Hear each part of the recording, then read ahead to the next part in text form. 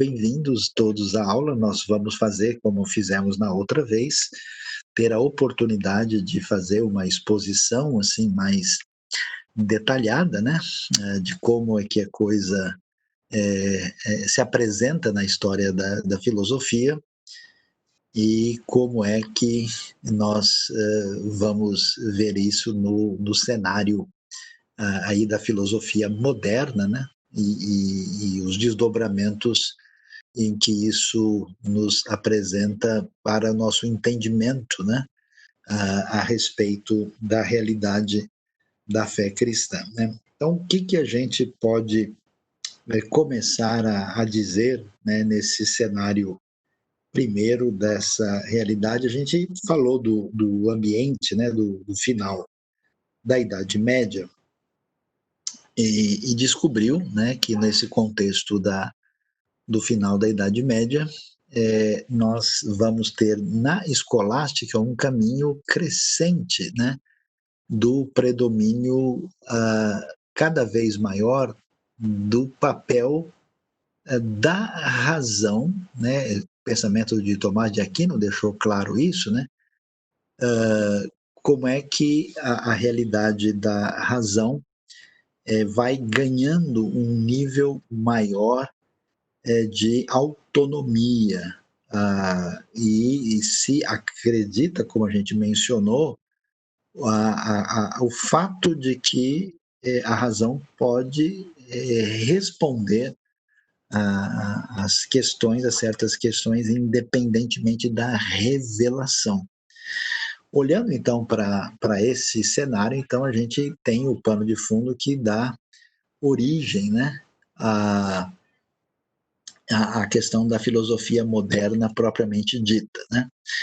E então vamos começar aí ver, né?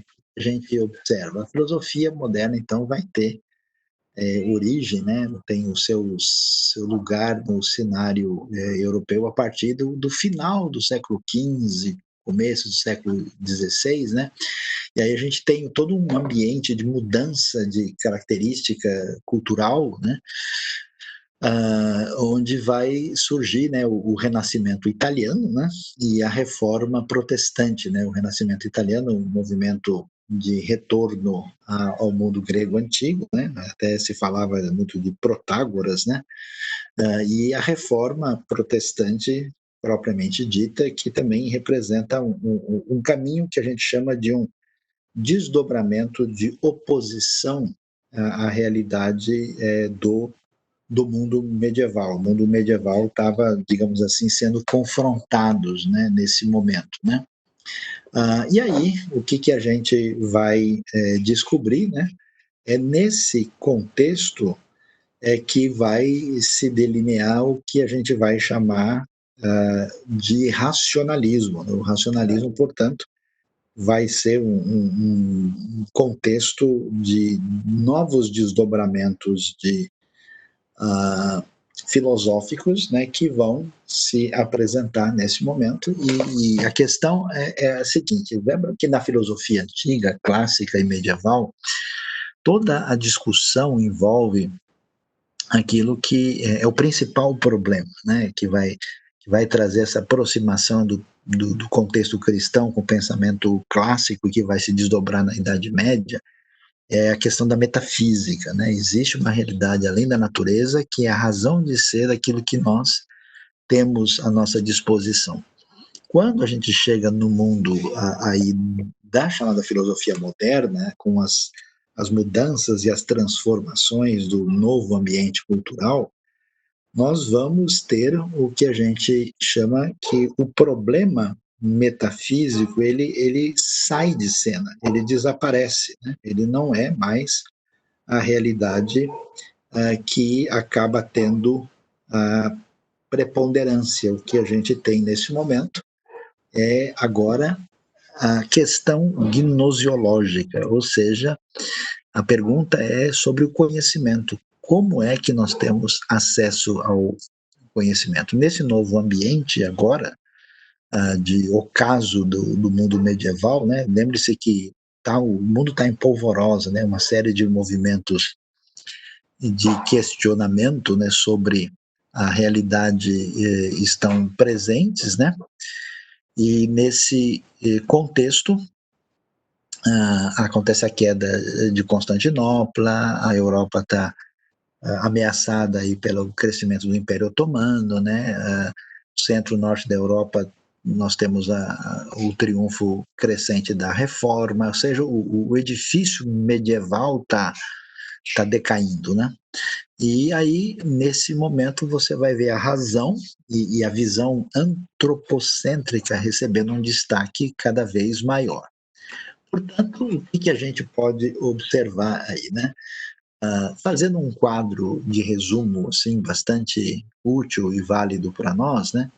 Vale a pena olhar aquilo que nós temos aí apresentados nesse momento aí com a questão dos antecedentes, né? Você tem aí o Renascimento italiano, né, com as ideias humanistas, antropocêntricas, mecanicistas, né, que começam a ter espaço com força no século XVI, né?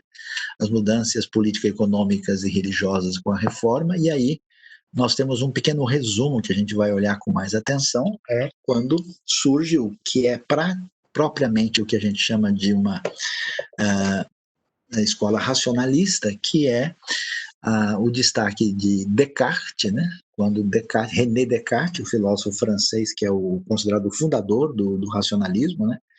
A metafísica, o problema metafísico é descartado, ele não entra mais no cenário, pode ser que isso seja, vamos dizer, assunto da fé, da teologia, mas a filosofia não vai discutir isso, né?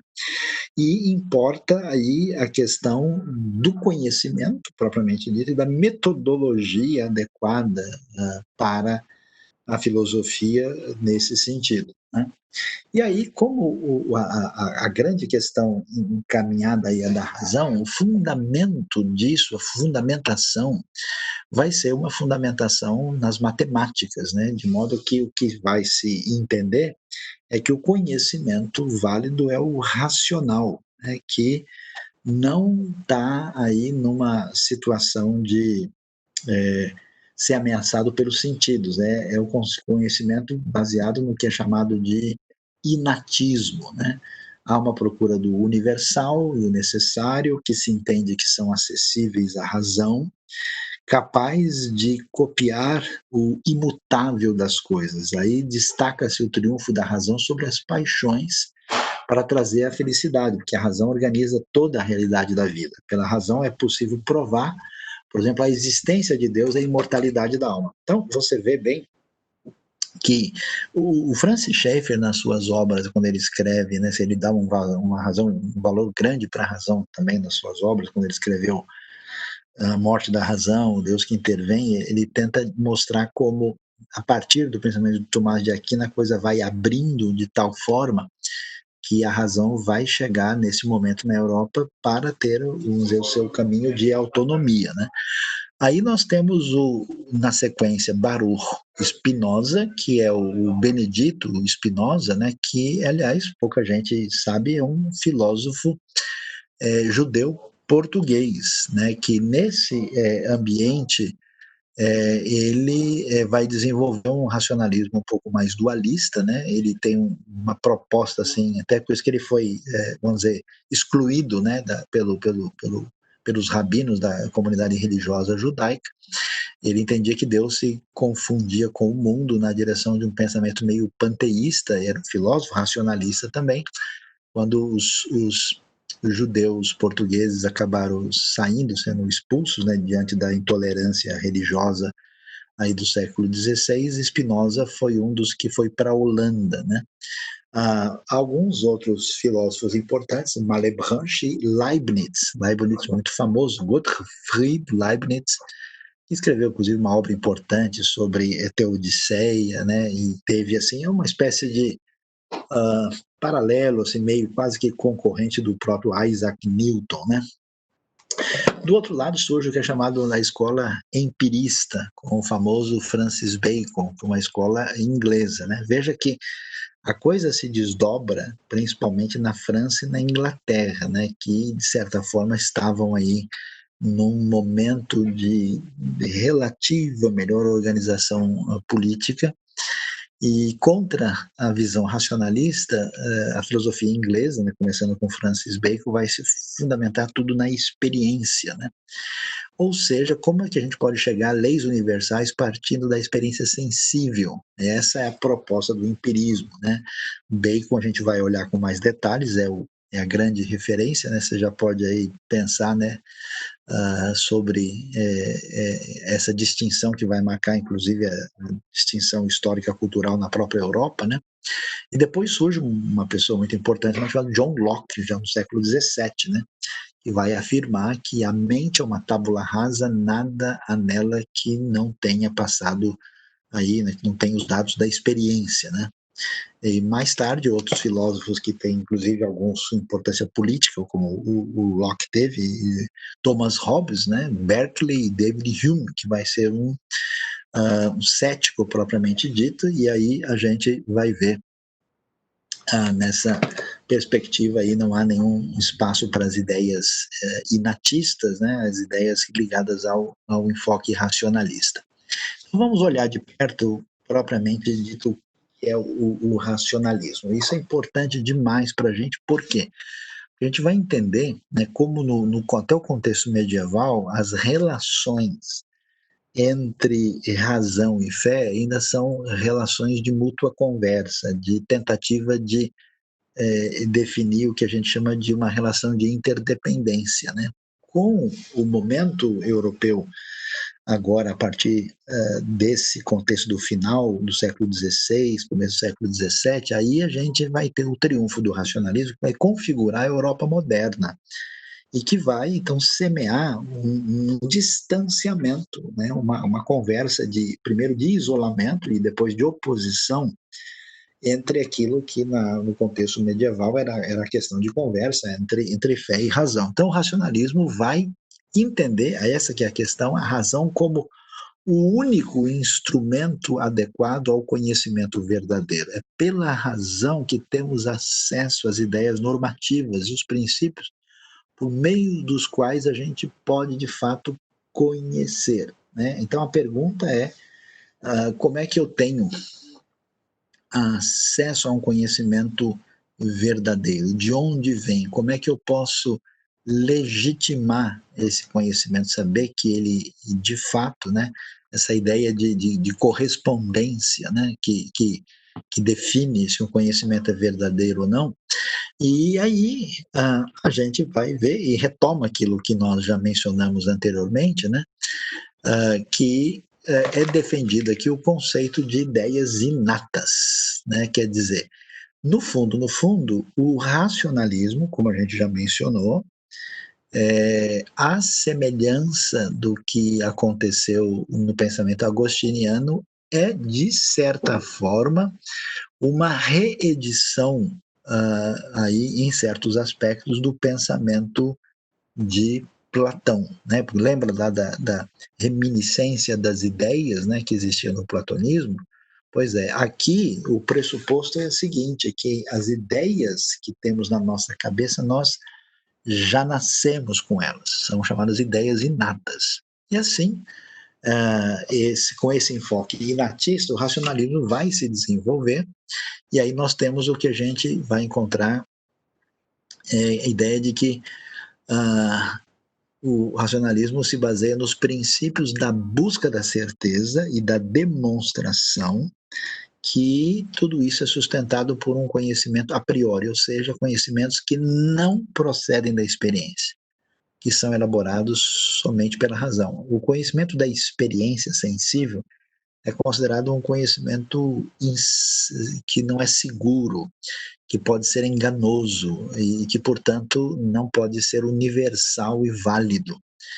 E, consequentemente, o que se pensa é que a razão produz os conhecimentos que são universalmente válidos e logicamente coerentes. O conhecimento verdadeiro só provém do pensamento puro. E aí você tem o elogio das matemáticas, o século XVI e XVII abrindo para construir uma Europa aí é marcada pela força e pelo impacto da razão. E aí está o nosso querido amigo, mandou lembrança para todo mundo aí do nosso grupo, dos nossos alunos, o René Descartes, né? Que viveu apenas, aí, como você vê, 54 anos, entre 1596 e 1650. Como nós sabemos, ele é um filósofo francês, né?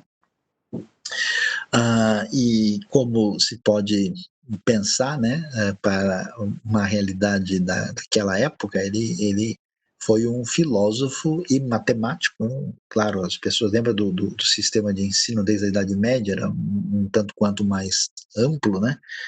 Ele vai ser o fundador da filosofia moderna e com o foco voltado para a questão da gnoseologia, ou teoria do conhecimento, né? A ideia cartesiana, né, que ficou famosa a expressão, né, ele procurou construir um sistema científico de bases e princípios firmes e indubitáveis, né, que viesse a contrariar o ceticismo da época, porque nesse ambiente de desconstrução do mundo medieval, surge também esse questionamento, esse elemento cético, né, presente. E aí é quase que a gente tem Sócrates e os sofistas, né, pois é, Descartes e os céticos, né. E aí ele se inspira no modelo das matemáticas, que começam a entrar num processo de, né, retomada, né. Lembre-se que a redescoberta de muita coisa dos gregos, né, em termos também de elementos que têm decorrências científicas, né, a invenção da imprensa de Gutenberg, tudo isso favorece um clima de busca, né, de, de, de ideias, de conceitos, de algum tipo de entendimento mais científico do mundo, né? Ele entende, então, que a ciência devia ter um fundamento metafísico a partir do qual os demais conhecimentos serão deduzidos com rigor e ordem. Então, quer dizer, a base, né, da ciência, o modelo que pudesse garantir, deveria vir das matemáticas. Descartes foi alguém que acabou pegando uma doença pulmonar forte no inverno na Suécia, em 1650. Segundo os historiadores, ele dava aula para a rainha da Suécia e acabou falecendo apenas com 54 anos de idade. Pois é. Olhando para Descartes, que vai ser a base, né, desse racionalismo que emerge nesse ambiente, ele vai afirmar que adquiriu falsas concepções, né, em termos do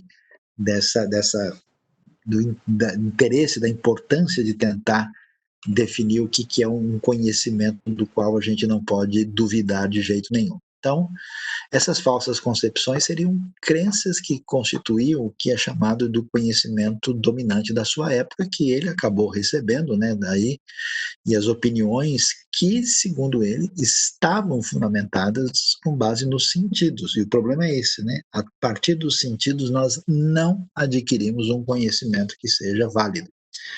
Então, o que ele deseja? Ele quer começar desde os fundamentos, ou seja, Descartes quer submeter o saber da sua época, né, a um exame radical, não aceitando como verdadeiro nada que pudesse ser realmente reconhecido como verdadeiro. E nessa caminhada, né, racionalista, ele vai desenvolver um caminho interessante que ficou muito marcado, né, que até hoje é um material utilizado, lido nas faculdades, especialmente em áreas de humanas, é o chamado discurso do método, né? E no discurso do método, ele vai definir lá o que ele vai chamar de dúvida metódica, né? Nessa dúvida metódica, ele vai fazer a questão como é que a gente pode, de fato, chegar ao conhecimento verdadeiro. Esse conhecimento verdadeiro deve ser de tal modo evidente que o pensamento não possa dele duvidar. O conhecimento restante depende dele, de modo que nada possa ser conhecido sem ele, mas não reciprocamente. Então, a ideia fundamental da dúvida metódica tem a ver com o processo de você duvidar de tudo, fazendo perguntas ligadas à razão, até que chega num ponto em que você tem uma referência definida, da qual não seja mais possível estabelecer dúvida nenhuma. Então, vai se construir uma base na qual a gente tenha um elemento firme suficiente do qual você não tenha condição nenhuma de questionar jamais. Então, o que ele vai dizer? Olhando para a realidade dos conhecimentos que nós temos, sabemos que existe conhecimento falso e conhecimento verdadeiro. Então, qual é o objetivo da pesquisa feita a partir da dúvida metódica?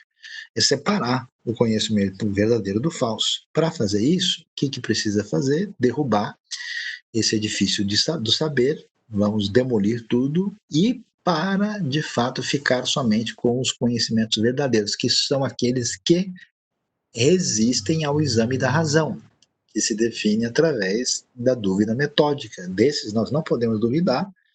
Aí, uma vez que o edifício demoliu, ficou em pé só o que é coluna firme, aí a gente pode construir desde a raiz o que pode ser considerado aí uma base real e adequada para podermos, de fato, construir um conhecimento firme. Então, essa que é a questão, essa aqui vai ser a base, né, do que a gente vai ter no contexto da ciência moderna, né, que vai ter, de um lado, né, nessa experiência francesa, que depois vai ampliar, né, aí para o ambiente alemão, né, você vai ter um racionalismo que vai se estabelecer na Europa continental, e do outro lado, no ambiente anglo-saxão, você vai ter, a gente vai ver já já a questão do empirismo, e que depois os dois movimentos vão chegar naquilo que a gente vai ver na próxima aula, que tem a ver com o iluminismo, né?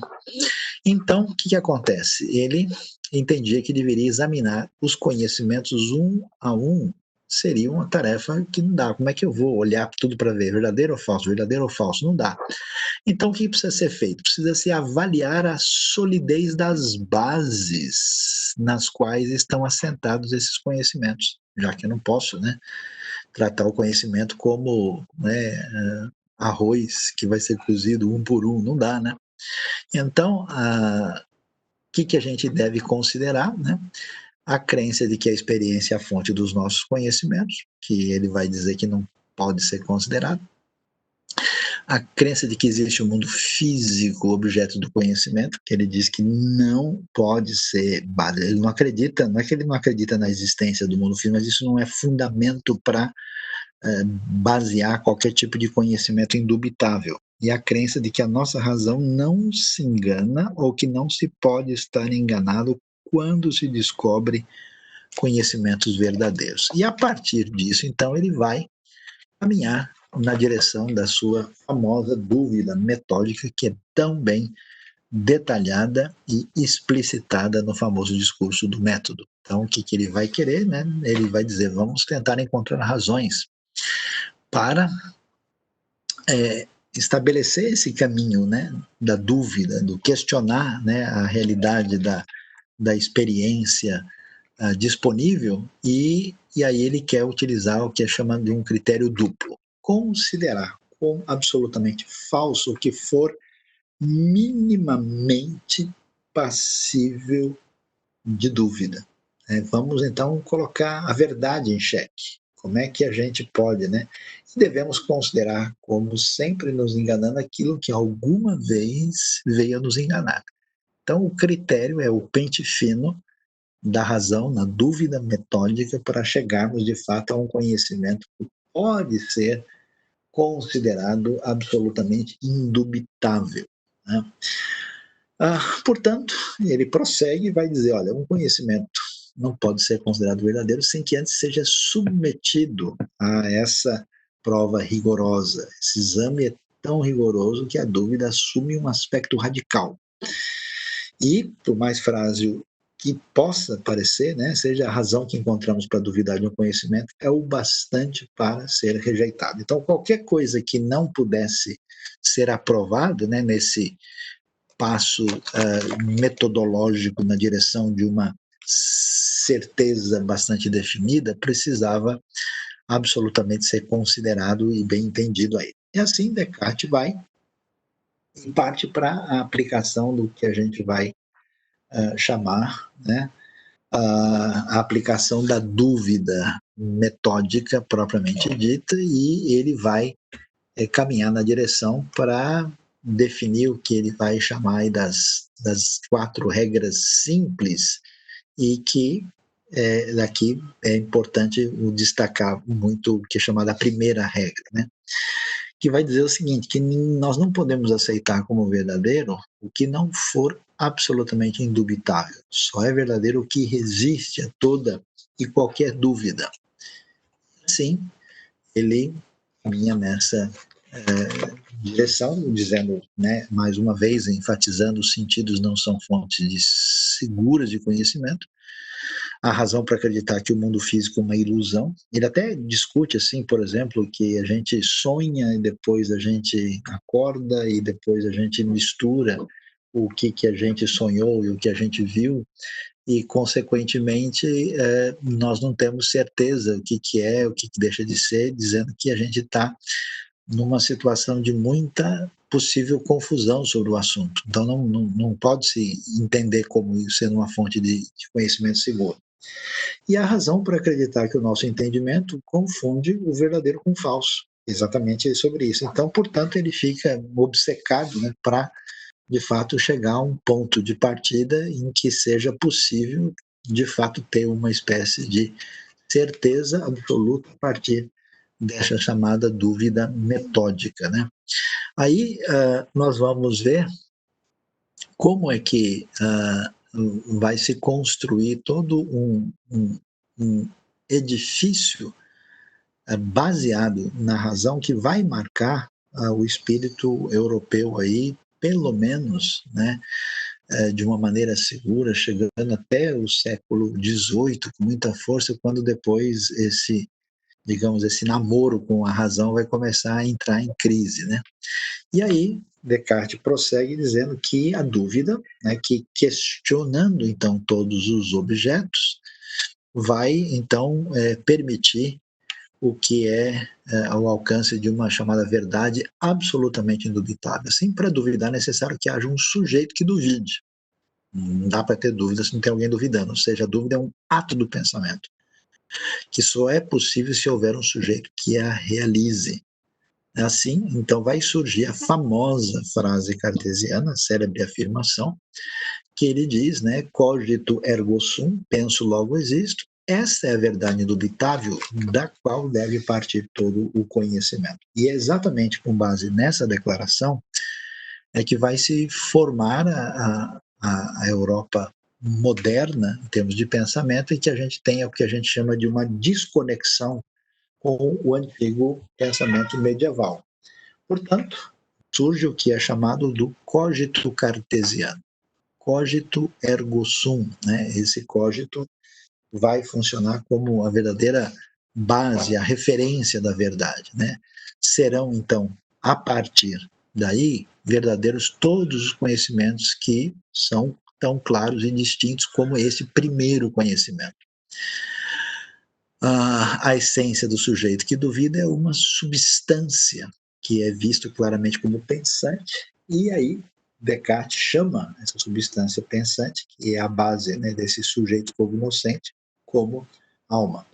Então veja que a partir daí tudo aquilo que envolve a questão propriamente metafísica, a discussão sobre o ser, tudo isso entra num caminho de abandono, né?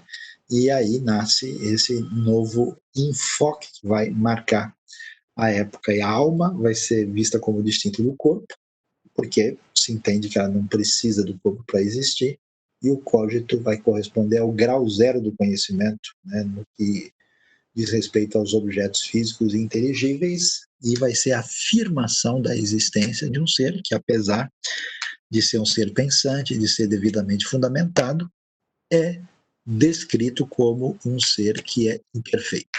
Aí que vamos ver, e aí a discussão é interessante, né? Porque como é que se pensa, né, sobre isso com a existência de Deus, né? Os estudiosos falam muito, será que o Descartes de fato acreditava em Deus? Não, ele só fazia de conta que acreditava. Não, não é bem assim. A questão está em aberto, mas de alguma maneira acreditava. Porque lembre-se que os antigos filósofos gregos também trabalhavam com a ideia de Deus. Mas a pergunta é, essa ideia de Deus que eles têm é uma ideia que faz sentido no contexto da revelação cristã ou não? Como é que se pensa isso, né?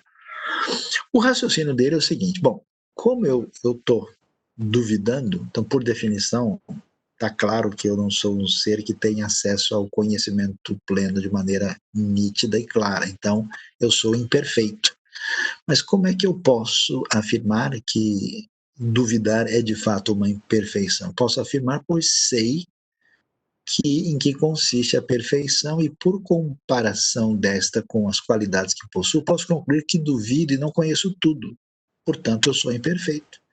No entanto, uma coisa é clara: nós temos uma ideia inata na nossa cabeça, que já está lá, que é a ideia de perfeição. E de onde veio essa ideia de um ser perfeito, né? A ideia de um ser perfeito que aparece lá, ela está conosco, portanto, a gente entende isso, deriva ainda um pouco, né, daquele argumento da perfeição que vem lá de Tomás de Aquino, da Idade Média. Como só o que é perfeito pode ser a causa da ideia de perfeito, podemos concluir que Deus existe. Aí ele vai prosseguir, chega no que é chamado de terceiro nível da dúvida, quando Descartes vai apresentar aí o que é chamado de uma suspeita sobre o fato de, apesar de eu ter um ser perfeito que é Deus, quem sabe eu posso estar caindo numa situação meio complicada, porque de repente eu estou diante de um Deus enganador nesse momento, um Deus que poderia estar me encaminhando de uma maneira indevida. E aí, como é que eu vou resolver essa situação, né?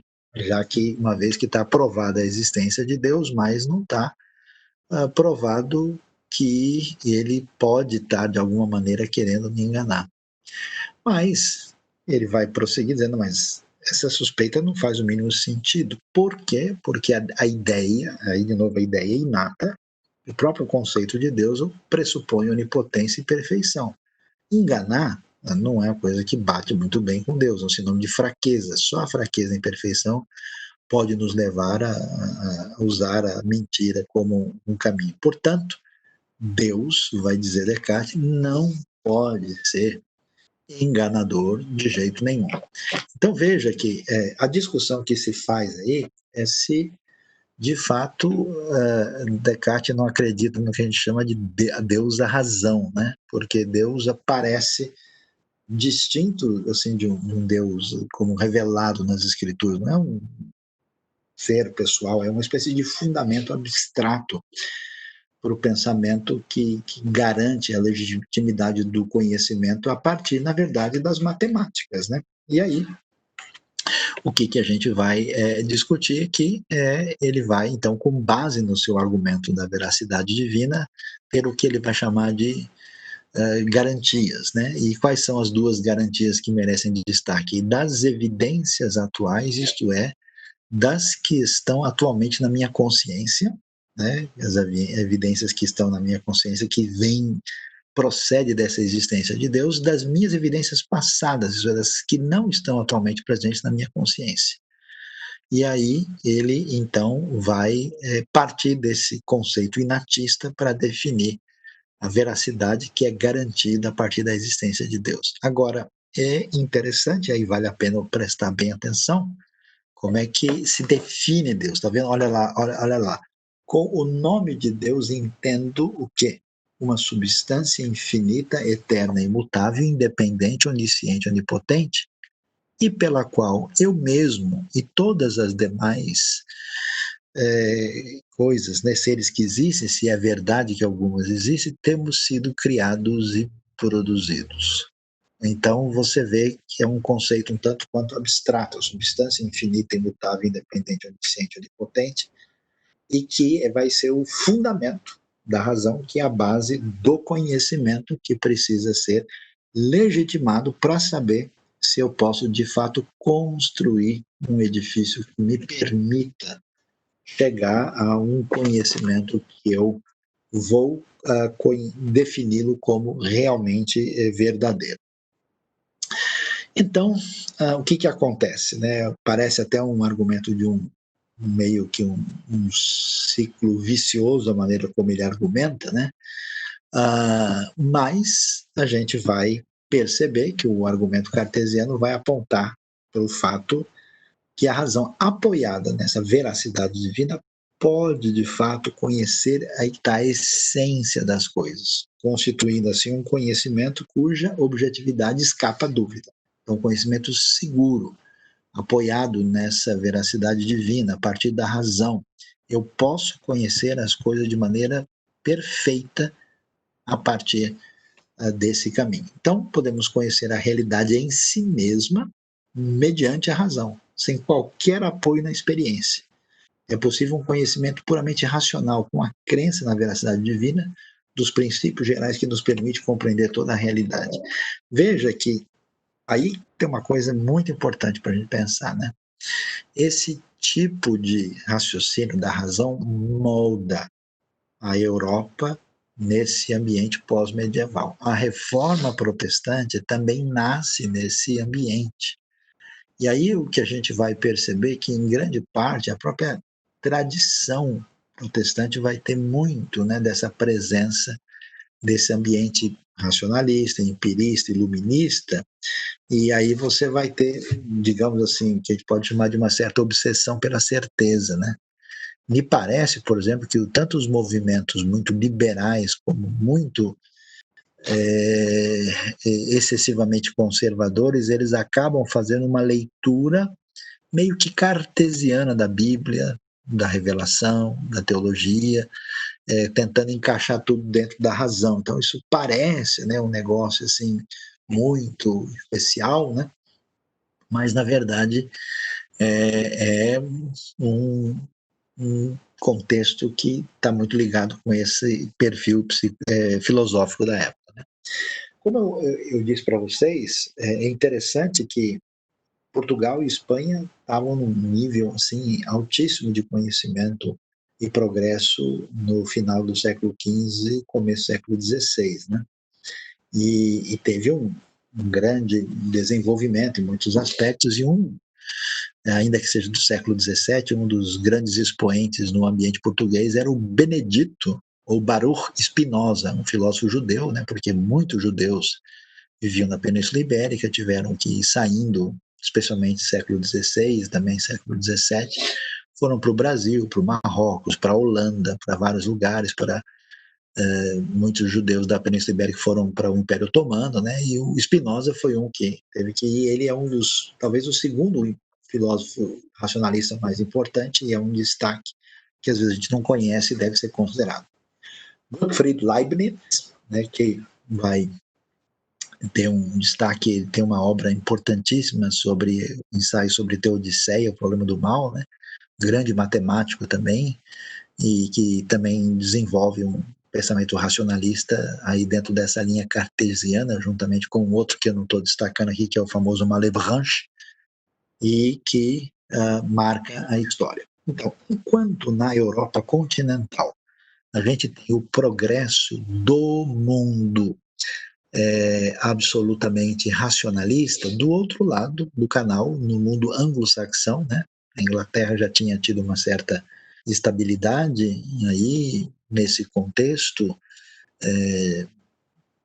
temos um ambiente meio isolado, né? Eles foram conquistados pela última vez em 1066, tiveram aí os conflitos do contexto da reforma, e nesse ambiente vai surgir uma nova perspectiva que vai ser o chamado empirismo. O que vai ser o empirismo? Exatamente o contrário do racionalismo. Se o racionalismo afirmava que a gente, vamos pensar se a gente nascesse sem enxergar, sem escutar, sem nenhum sentido funcionando, será que teria alguma ideia na cabeça da gente? Segundo Descartes, os racionalistas teria. Por quê? Porque nós já temos as ideias dentro da nossa cabeça pela razão. Esse é o raciocínio de Platão, essa é a ideia de Agostinho, essa é a ideia de Descartes. Já os empiristas, eles estão numa pegada mais de Aristóteles. Ele diria o seguinte: se você não tivesse experiência com sentidos, não ia ter nada na sua cabeça. Ia ser zero bala, não teria nada lá dentro. Porque a única fonte de conhecimento humano, segundo ele, é a experiência humana. Porque né, a gente tem a compreensão, ele vai dizer que a mente humana ela é uma folha de papel em branco. É uma tábula rasa, não tem nada nela. Só a experiência que vai moldar isso. Aí, os seus maiores defensores, como você pode imaginar, são pensadores ligados às ciências naturais, né? Lembra que na Inglaterra vai começar a Revolução Industrial. Esse perfil mais assim prático, né, do povo inglês vai deixar bem diferente a cultura na Inglaterra. Isso também vai ter desdobramento na história dos Estados Unidos, né? E o ambiente francês e alemão, que sempre foi mais ligado a uma perspectiva mais racionalista, um perfil diferente. O mundo anglo-saxão acabou sempre sendo mais prático, né? Pois aí a experiência tem um papel preponderante nesse contexto. John Locke foi o fundador moderno dessa postura, e ele que vai afirmar, né, que a mente é um papel em branco e que tudo que existe nela vem da experiência, e afirma categoricamente que não existe nenhum conhecimento inato. Mais tarde, alguns outros, Stuart Mill, David Hume, vão seguir a mesma linha de pensamento, né, negando qualquer proposição a priori. Até mesmo as leis básicas do pensamento que nós temos são resultado, na verdade, de experiências de outrora.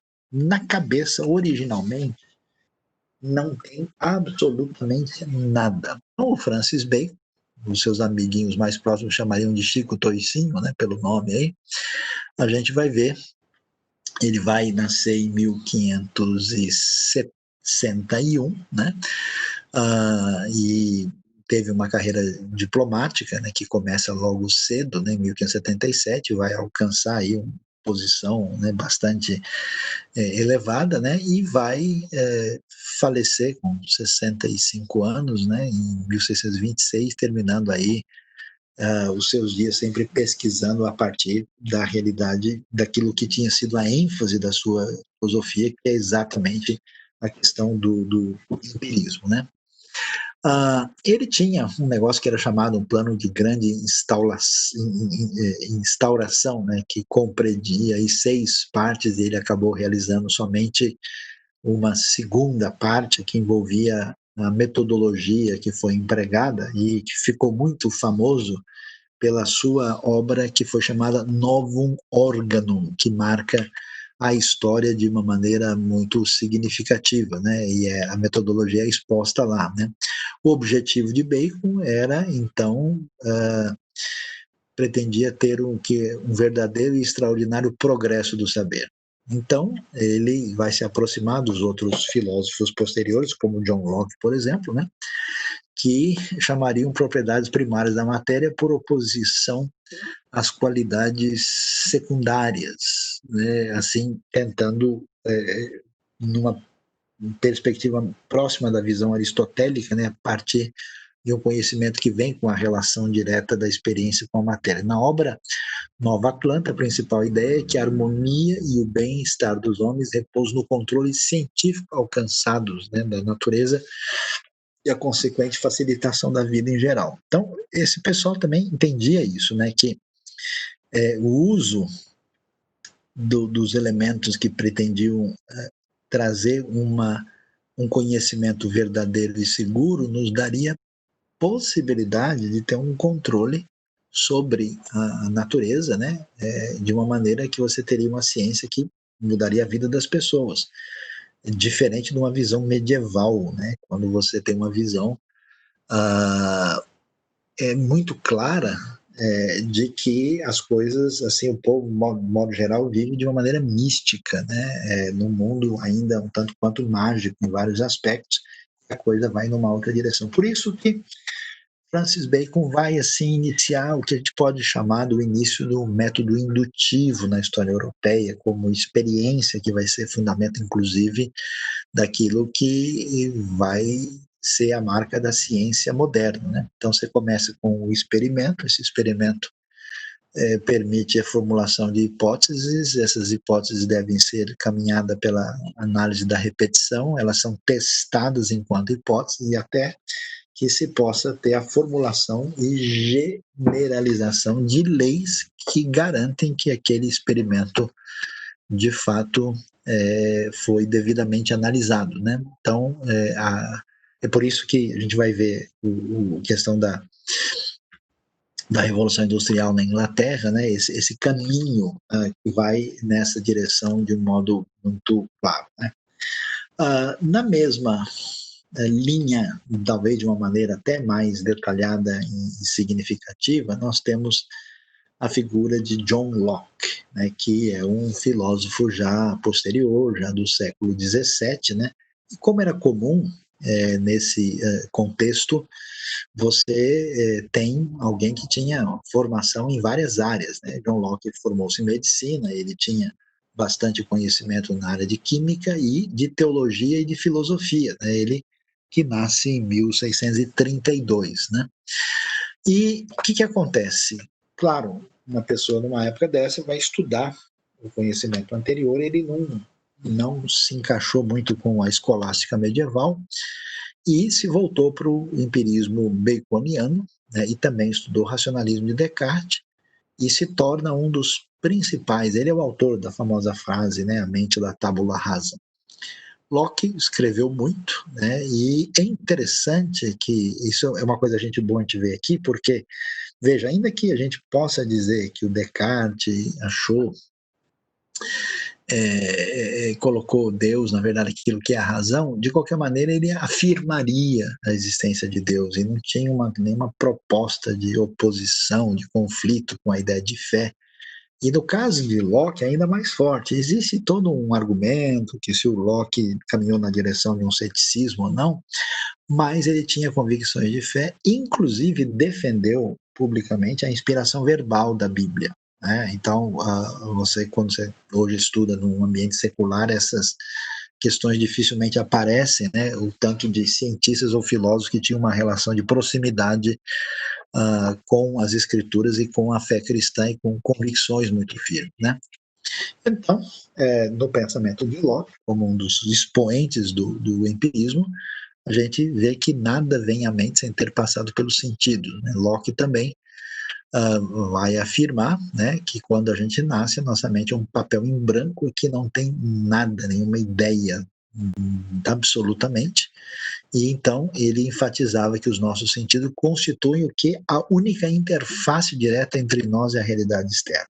Portanto, todo conhecimento verdadeiro nosso vem da experiência sensível. Ele cria que o que nos dá direito à nossa propriedade é o trabalho que dedicamos a ela e depois a nossa liberdade de fazer o que quisermos com o que é nosso. Ele vai ser importante, é um assunto que eu não vou entrar aqui, ele vai estar dentro do pensamento liberal, né, na história política e econômica, e aqui é importante fazer essa pontuação também, né, porque isso vai ajudar a configurar o ambiente da economia que vai se desenvolver na Inglaterra e vai ter seu impacto na história ocidental, né, tanto na Europa como nas Américas.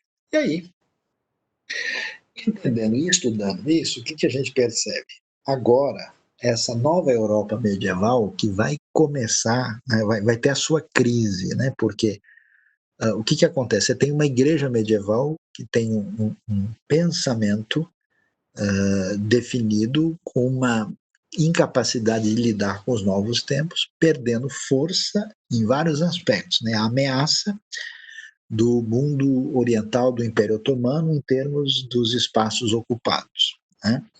A realidade de que a reforma protestante questionou a hegemonia e a unidade da igreja que já estava abalada desde a separação da igreja do Oriente em 1054.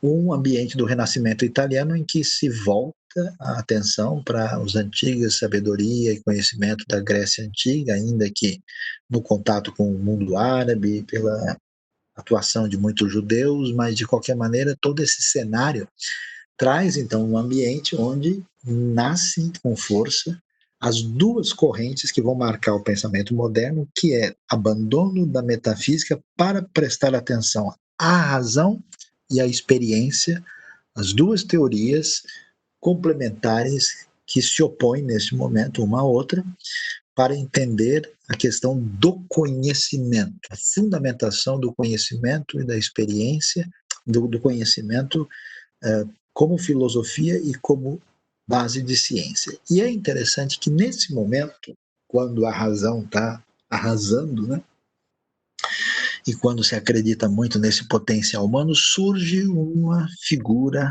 um tanto quanto diferente e curiosa, que é o famoso Blaise Pascal, né? Também francês, nascido em 1623, uma vida curta, que morre em 1662, menos de 40 anos de idade, e que vai destacar, né, que o homem foi feito para pensar, toda a dignidade, todo o seu mérito, todo o seu dever é o pensamento, e Pascal vai ser uma das referências importantíssimas da história, porque ele foi um gênio na área de física e de matemática, né? É em Pascal que a gente vai ter uma invenção da máquina de calcular, né? Que é a primeira aí que ele faz. Imagina, o homem viveu 39 anos, né? A gente conhece na matemática a história do triângulo de Pascal, o tratado das potências numéricas, a teoria das probabilidades. Quer dizer, ele era um gênio de matemática e, consequentemente, de física. E é em Pascal que a gente começa a abrir o caminho de questionamento em relação à hegemonia da razão. É em Pascal que você vai abrir o que a gente chama de caminho de diversidade metodológica no Ocidente, porque existe o que a gente chama de divisão das áreas do conhecimento humano. O que nós vamos ver?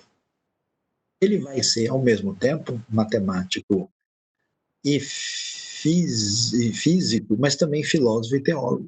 E ele vai contribuir muito na área de religião e filosofia, e porque ele entra para um grupo dentro do catolicismo que era o chamado jansenismo, que era um ramo do catolicismo mais próximo do perfil reformado, né? Cornelius Jansen, né? Jansen e Pré, e ele então entra em 1654, né? E caminha nessa direção. Então Pascal nunca perdeu a conexão com a fé. Ele, por exemplo, essa questão da razão cartesiana, é o que ele diz: eu não posso perdoar Descartes. Bem quisera ele, toda a sua filosofia, passar sem Deus, mas não pôde evitar de fazê-lo dar pirparote para pôr o mundo em movimento depois do que não precisa mais de Deus. Quer dizer, Descartes usou Deus para fundamentar e depois a sua filosofia corre solta sem precisar de Deus. Ele faz essa observação e aí a gente vai ver um elemento que é importante para nós aqui, é que nessa tentativa de construção racionalista, o primeiro que coloca um cheque, um questionamento, e olha que o homem é um matemático, um cientista, descobriu a questão do vácuo, né? Ele faz a primeira crítica da razão cartesiana, porque essa razão pareceu para ele muito arrogante, né? Se achava infinita e absoluta. Então, o que Pascal vai dizer? Para ele, o conhecimento humano não pode ser perfeito, pois a verdade infinita ultrapassa a capacidade finita da razão humana. Então, ele vai criar um negócio muito interessante, ele vai fazer uma distinção entre dois, que ele chama de éprit, né? Ele vai chamar de éprit de finesse em francês, né? Ele vai distinguir o espírito de finura, como alguns traduzem, do espírito geométrico. O espírito de finura, o esprit de finesse, é a razão do coração, que é uma intuição direta, que não é racional e que permite conhecer muito além do que a dedução, que é a referência do método cartesiano, né? Os cartesianos são dedutivos e os empiristas são indutivos, Bacon e Locke, né? E aí Pascal diz, não, peraí, pessoal, vocês estão confundindo as coisas. Existe, né, uma coisa é uma coisa, outra coisa é outra coisa. Existe um outro jeito de conhecer. Nesse jeito de conhecer, aí a razão não tem condição, não está habilitada para lidar com isso. Ele vai fazer isso porque a sua postura, né, é uma postura que acaba tendo possibilidades aí de entender a coisa de uma maneira a partir da conversa com a teologia também. O homem deve ser humilde e reconhecer seus limites racionais. E ele, claro, como um jansenita, né, que tem, em última instância, ligação com Agostinho, ensinou que nessa consciência dos limites da razão está a nobreza do homem. reconhecer essa limitação que tem origem lá no pecado original e saber que apenas a graça divina poderá, com o auxílio do sobrenatural e com o concurso da vontade humana, nos restituir a grandeza anterior ao pecado, depende do esprit de finesse, que deve ser adaptado a cada indivíduo, uma vez que, como ele acentuou, somos uns diferentes dos outros. A importância de Pascal, do ponto de vista filosófico, é dupla. Uma é que ele estabelece os limites da razão, dizendo a coisa que não cabe na caixa da razão, não está aí.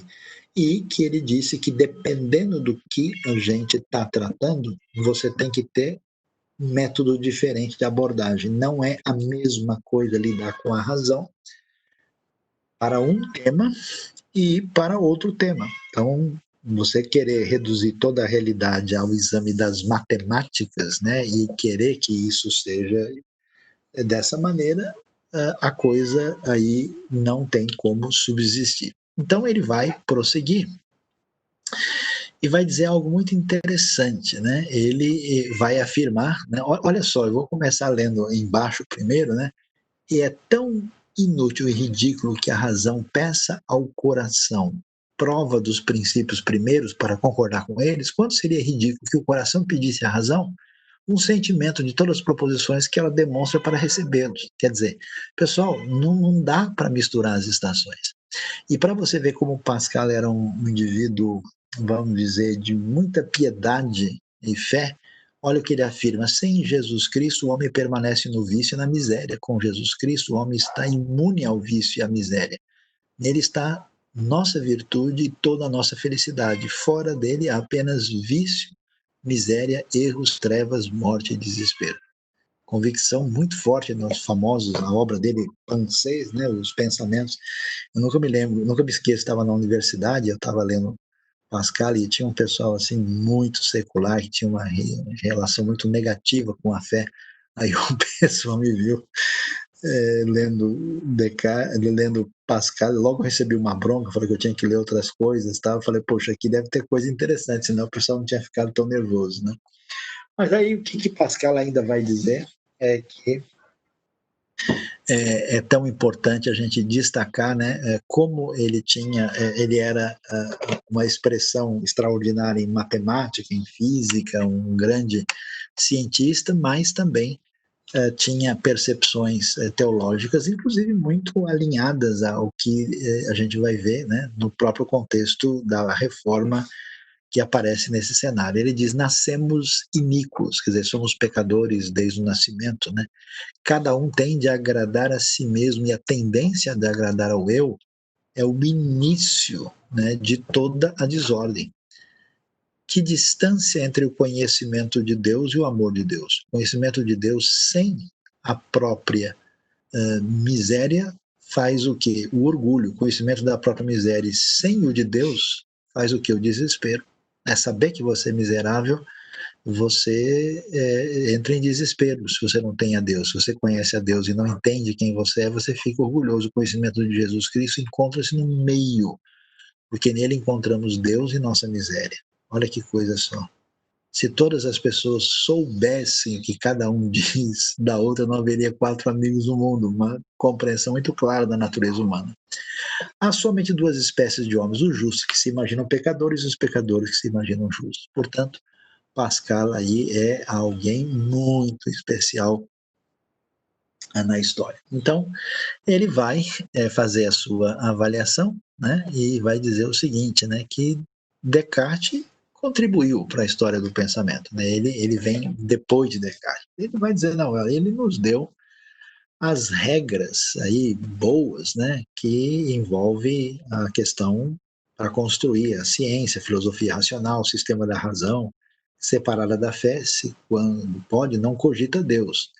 Pascal, né, ele vai procurar as regras do método para esclarecer o homem a si mesmo e construir uma filosofia cristã, fundamento racional da fé. Dois homens e dois métodos nesse contexto da modernidade.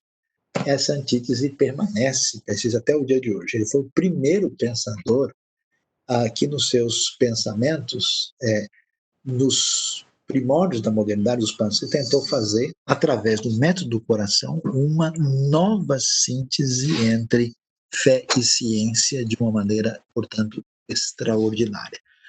Então, diante desse cenário, a gente encerra aqui a nossa exposição e agora abrindo então o caminho, o espaço para termos as nossas perguntas e interações diante desse contexto da realidade da Europa moderna, né, com o surgimento das novas filosofias e o contexto do racionalismo e abrindo um espaço aí para as perguntas que vão surgir nesse momento. Então, vamos estar aí preparados, podem apresentar. Eu queria, aqui já tem alguma coisa que chegou aí, né? Eu queria só encerrar, alguém fez uma pergunta e me encaminhou, se eu disse que não havia muita influência filosófica do islamismo na realidade de hoje, como é que o Islã estava influenciando tanto a realidade de diversos lugares. Então, essa influência do Islã não é filosófica, né? Não existe assim uma filosofia islamita propriamente dita que marque a realidade hoje. O que você tem é, na verdade, uma militância islâmica com uma série de fatores e de elementos e não é que exista propriamente uma filosofia que alcance os ambientes e as pessoas vão pensando daquela maneira. O que existe é crescimento vegetativo, é uma presença em certos ambientes e outro tipo de método de crescimento que às vezes até é um método que envolve crescimento numérico, mas não crescimento real, né? Porque você tem no mundo todo muito que a gente pode chamar de cristianismo e islamismo de verniz, onde as pessoas assim são, né, superficialmente cristãs ou muçulmanas, mas na prática eles são animistas, continuam fazendo e vivendo um tipo de perspectiva que não corresponde. Então, não do ponto de vista filosófico, mas do ponto de vista de uma militância propriamente religiosa. O pessoal pediu, né? Quem está inscrito no curso propriamente dito, a gente vai mandar um material em PDF, além do que nós mandamos aqui no nosso PowerPoint. Então você vai poder seguir, a gente vai encaminhar alguma coisa, pedir bibliografia de Pascal, né? Do indivíduo e educação familiar para escolar, pergunta, depois desse momento histórico, os filósofos, a separação entre fé e razão tem colocado o homem mais distante de Deus, pois o homem busca explicador para a razão, o conhecimento é esse ou é diferente, né? Olha, é o seguinte, nós estamos aqui estudando a parte que envolve diretamente a realidade da história da filosofia. Então, a razão, ela adquiriu um espaço todo maior e especial, né? Mas a razão perdeu força. A gente vai ver, né? Depois que passa a época iluminista, a razão recebe uma espécie de checkmate, né? Da filosofia ocidental, né? E, consequentemente, como a razão perde força, nós temos outros elementos, né? Eu diria que a razão recebeu uma influência muito forte, né? Teve uma influência muito forte nesse ambiente e ela influenciou até mesmo a teologia, o mundo contemporâneo nessa oposição, mas hoje o cenário está bastante diferente, bastante oposto. Hoje, por exemplo, no mundo pós-moderno, que a gente vai abordar até o final do nosso curso, você explicar que o elemento divino é racional, para muitas pessoas não tem elemento, porque o enfoque é que a razão já foi colocada no seu devido lugar. Ninguém acha que ela vai explicar tudo. O problema do nosso mundo hoje é ser pouco racional, né? Então, aí a questão vai numa outra direção. Em sua opinião, por que os filósofos não falam de um Deus pessoal? Bom, não falam até esse momento, né? Porque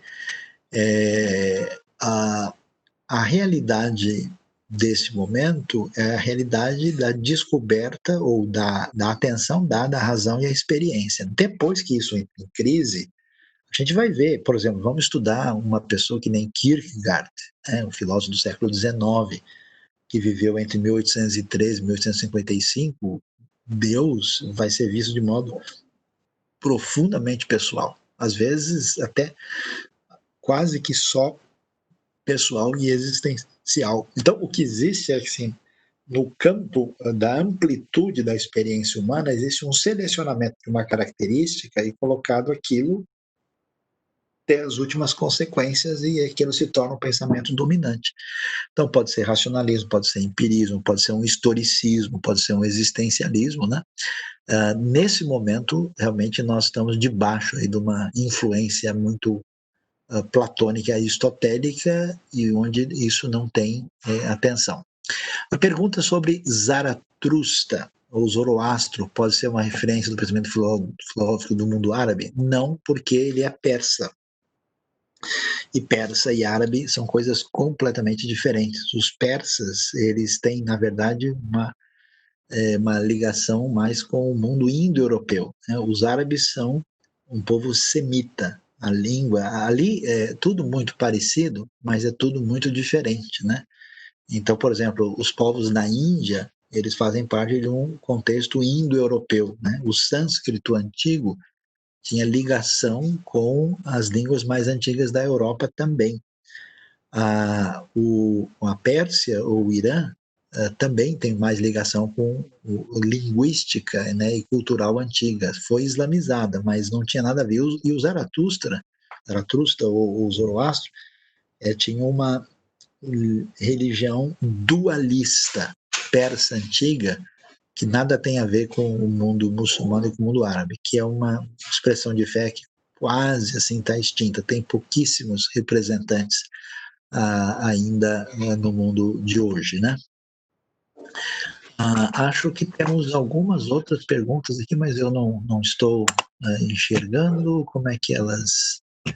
Acho que apareceram aqui, mas elas depois. Como é que elas chegaram aqui? Depois eu não estou vendo. Não sei se o pessoal que está me ajudando aí. Então, o racionalismo é uma peça da história, né? Ninguém vai defender uma visão racionalista nos dias de hoje, né? Hoje se percebe os limites da razão, mas ele foi um movimento que moldou, né?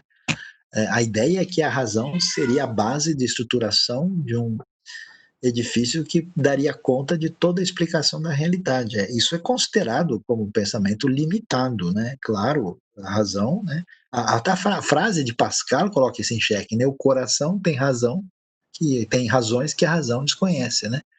Então a gente vai ver na nossa caminhada que nós temos um outro caminho. Agora é interessante a gente ver que pode ser que muito daquilo que a gente tem na nossa teologia, naquilo que a gente acha, como a gente viu no começo, né? Muito que você acha que é pensamento cristão é filosofia grega. Então nós temos os pacotes da história, que aquilo que se mostrou como teologia para a gente pode ser um racionalismo invernizado de cristianismo, ou um empirismo, né? E aí a gente tem que tomar um certo cuidado, porque qual que é o problema de você estar numa visão racionalista, principalmente? É que você vai falar para uma época, né, para um novo momento da história, diante de um novo zeitgeist que nem interage mais com isso, né? Como se pode ter no currículo escolar do nível médio noções de estudo de filósofos como esse, ou somente pode ser um assunto universitário? Veja, dá para ter no ensino médio. É só você definir a questão da dose, né? A história do pensamento é muito importante porque ajuda as pessoas a raciocinarem, a pensarem, a refletirem, né? E aprenderem a questionar, né? Então é útil. Agora, é claro, você pode ter um conhecimento básico fundamental e sem entrar num aprofundamento detalhado maior, né? Então, alguém me pergunta aqui sobre o Baruch Spinoza, né? Você tem algo relevante dele, né? O Spinoza, ele teve ele não tem, digamos assim, uma grande obra que marcou a história, né? Ele, como Descartes, era uma pessoa também voltada para matemática, para um grande conhecimento nesse sentido, e ele vai para a Holanda, né? Mas ele não deixou assim uma referência. Ele escreveu, o que ele escreveu mais foi sobre ética, né? E um tratado teológico político, né? Mas ele não marca a história. Ele era um estudioso bom e ele entrou em conflito, né? Porque a comunidade judaica portuguesa ela mudou, né? Para Amsterdã. Você pode até hoje visitar Amsterdã, o Museu Judaico Português, né? E eles, que a Holanda se tornou o primeiro estado secular da Europa, né? Nesse contexto do século XVI, século XVII, né?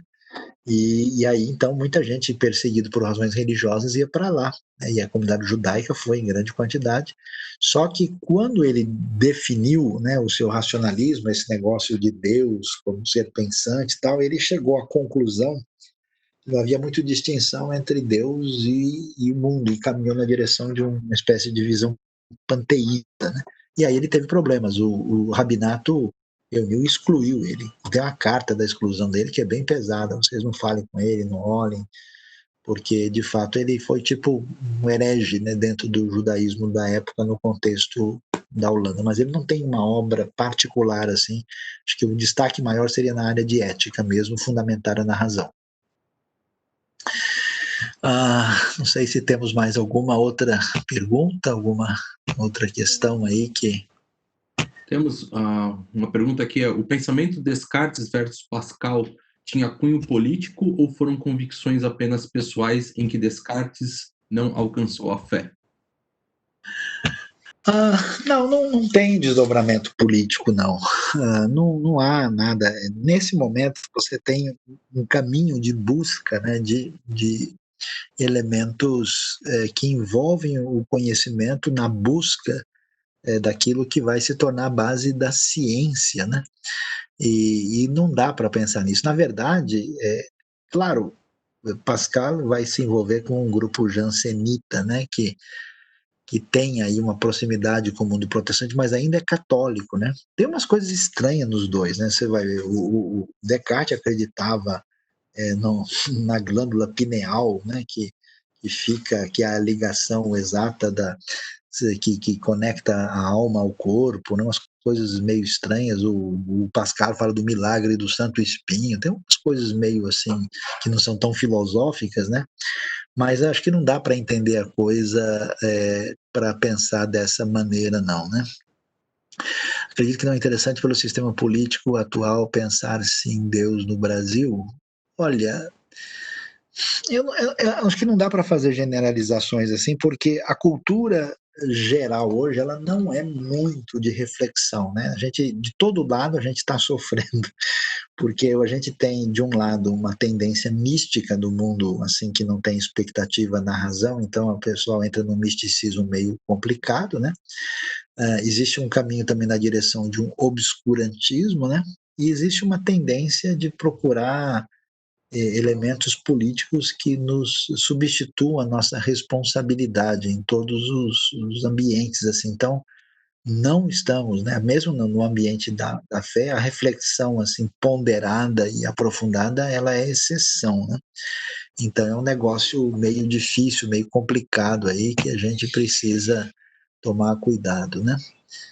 Não é. Alguns dos filósofos chegaram a acreditar na Trindade. Veja, nesse momento, você está vendo, nós estamos estou pensando nos filósofos modernos. Você está num ambiente pós-medieval, né? A base de todo o pensamento cristão, desde Nicéia e Calcedônia, é a Trindade, né? Ela não se discute. Então, o que acontece? Parece que a maior parte dos filósofos desse momento acreditam sim. Daqui a pouco você vai ter gente batendo de frente, né? Porque essa semente racionalista empirista vai alimentar um questionamento, porque, por enquanto, eu acho por exemplo, que Descartes de fato fica com Deus de maneira meio artificial. Daqui a pouco chega um cara que nem o David Hume, que ele vai entrar numa postura cética mesmo. Daqui a pouco vão chegar iluministas, né, que vão ter uma postura que bate de frente, né, com a religião. Até porque a religião institucional na história europeia, ela fez muita bobagem, né? Fez muita coisa absurda. Lembre-se que nós tivemos anos de guerra entre protestantes e católicos, né? Tivemos a Guerra dos 100 Anos, tivemos o massacre dos calvinistas na França, tivemos os conflitos sérios na Inglaterra, tivemos aí as guerras dos 30 anos na Alemanha, terminando com a paz de Westfália, e tudo isso gerou, né, uma postura aí no final do século XVII, começo do século XVIII, de questionamento das coisas, né? E então, talvez acreditasse na sua maioria, e os que não, talvez duvidassem, não iam sair dividindo e contando isso para muita gente, não, porque sabia que o resultado não ia ser o melhor, né? Mas aparentemente não é o assunto, né, de discussão da parte deles, né? Pelo menos nós não temos registro nessa direção. Mas muito bem, temos mais alguma outra questão ou pergunta, que a gente já está caminhando para o desfecho da nossa aula de hoje. E aí a gente vai chegando, olha, mais perto da filosofia contemporânea, e tem muita coisa interessante aí que vale a pena a gente avaliar, né, nesse contexto da história do pensamento aí.